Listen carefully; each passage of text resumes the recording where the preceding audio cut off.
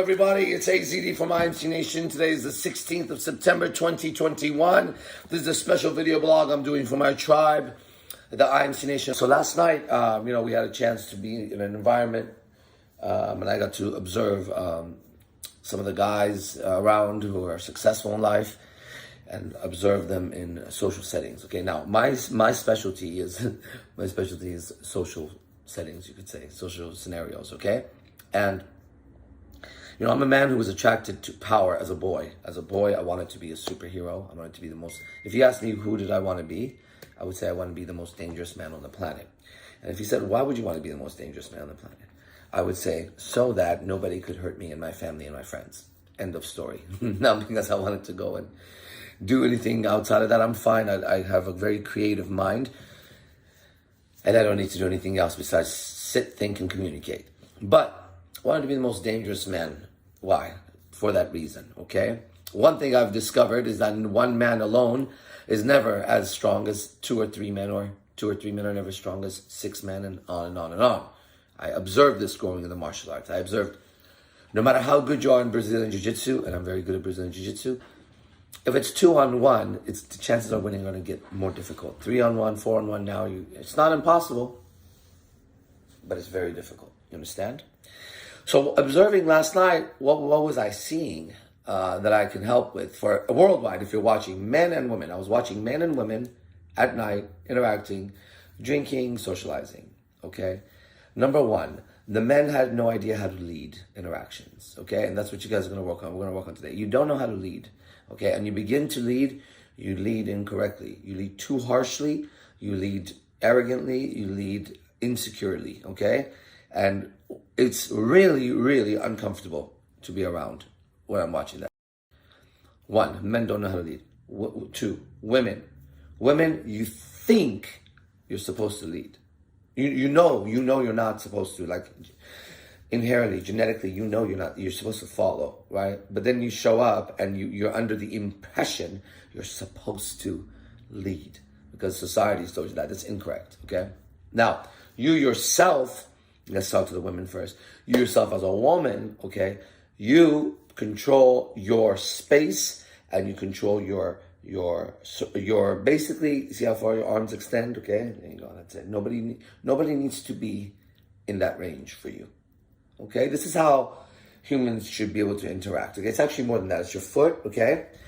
So if you extend your feet out and your arm out, that circle right there is the safety space that I'm teaching you from martial arts that I grew up in, okay? Let me just see. 1 second, okay? I have to remember I'm video blogging.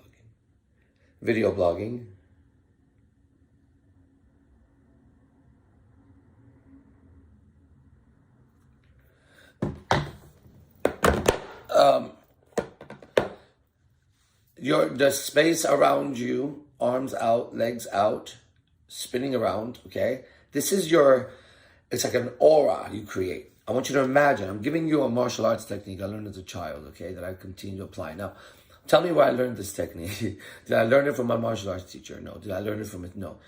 I learned it by researching and finding old writings from different scrolls of the ninjas and the samurais and the monks. That's what I was interested in. That's why I have these mystical, in quote, abilities that people see, because as a child, I've been working on all the principles that martial artists had, whether it was being able to project their voice and sound, to be able to, hurt somebody with a sound, a kiop, a shout.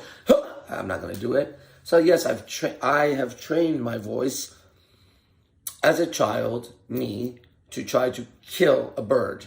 Now, I know that sounds crazy to you guys, but do you know I don't look like a regular 44-year-old man? I'm a 44-year-old man, right? And I don't operate like one. I'm not like immature in any way. I'm more mature than anybody you know, but I'm also very childlike. Definition of Lao Tzu, right? The old young man or the old young spirit, okay? In that sense, I've been trying to project my voice to push things over and hurt them, because I knew in the martial arts it was possible to do that. Now, what that resulted in, who knows? But now I can speak differently. You see that? But it's been in my mind. So these martial arts principles have really helped me gather the information I need to be able to operate through this matrix, this prison system that you see me walk through. Socially, one of the things you'll notice about me is I'm very aware of my spacing, my surroundings, okay? And this is an exercise that you can do. Your arms out, legs out, just kind of get an idea. Now, we always are looking ahead of us with our eyeballs, we can see that. What we don't really pay attention to first is the peripheral. What does peripheral mean? So if I'm looking straight right now and I'm focusing my lenses, my eyes straight forward, yes, I'm looking straight.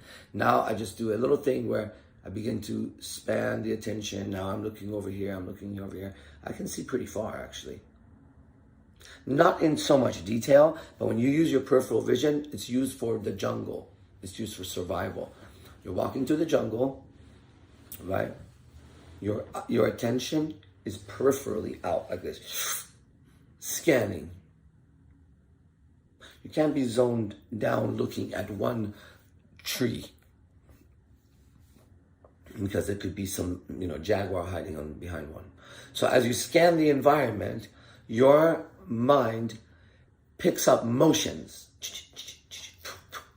And if that motion is anti-survival, like it's dangerous, you zoom in on it, and all your attention goes into that. That's because that thing is going to affect your survival.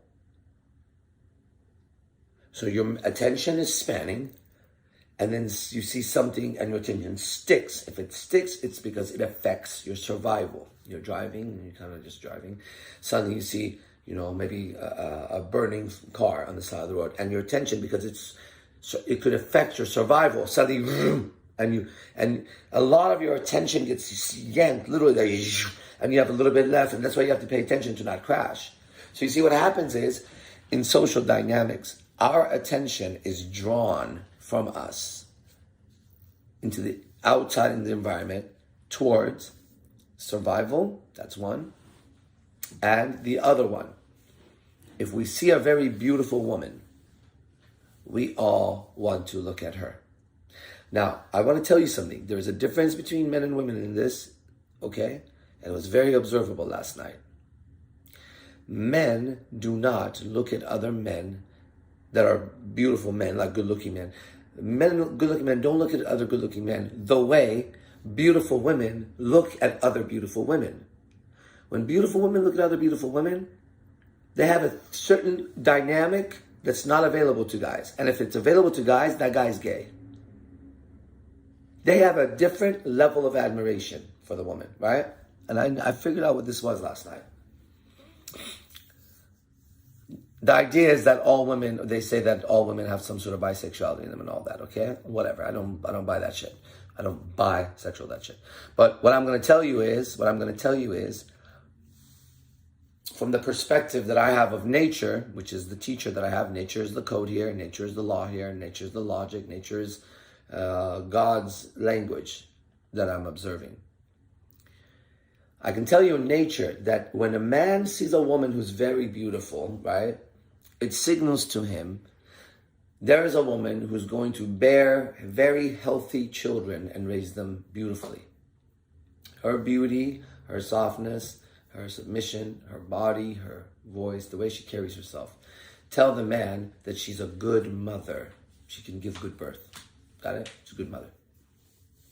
And he is attracted to her. And if he's going, about his day, he's driving, and a woman who has those qualities shows up, his attention goes there the same way survival goes there. He needs to look at her. That's God's code. Now, ready? What if he sees a man? A man does not represent in nature reproduction. He represents force. Only a woman represents reproduction. He represents force. So, if we see a man, we don't necessarily get into that. We go, oh, he's strong or something. We feel something, for sure, everybody does. When we see a woman, we feel something else. Now, when a woman sees a woman, it's the same thing. You know why? Because the truth of the matter is that she is there as a source for life to reproduce itself. So when she's beautiful, even beautiful women look at her in a slightly sexual way. Not so much, but why? Because it's nothing wrong with them. They're seeing her worth by God. They're seeing that she is designed, that her beauty is in her sexuality. Her beauty is in her gift of having a man want to take care of her with his power so that she can remain as she is and help raise his creations, whatever they are, whether they're children or sublimated, which means take the energy and make it, change it to something higher, right? Or if that energy has been sublimated from children to a greater purpose in life.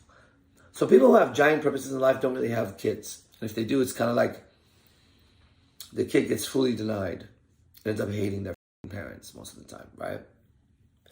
Because you can't be a parent to a kid properly if you're all about like saving humanity or some shit like that. There's humanity, there's your kid. Okay?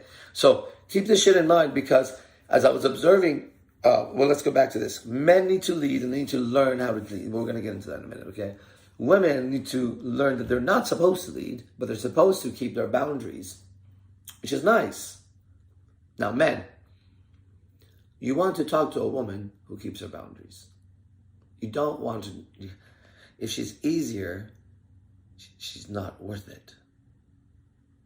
If she talks to everyone the same, if she has no barriers that you have to get through, if she quickly gives herself to everyone, then she is not a prize.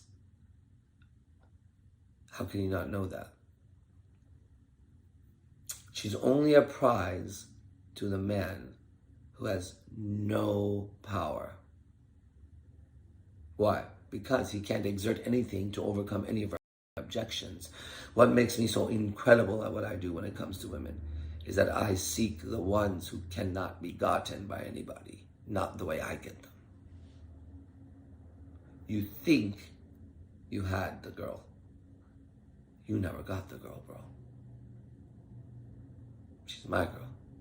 And you never even knew her. There. This thing that I just said and this thing that I did is the essence of our power in IMC Nation.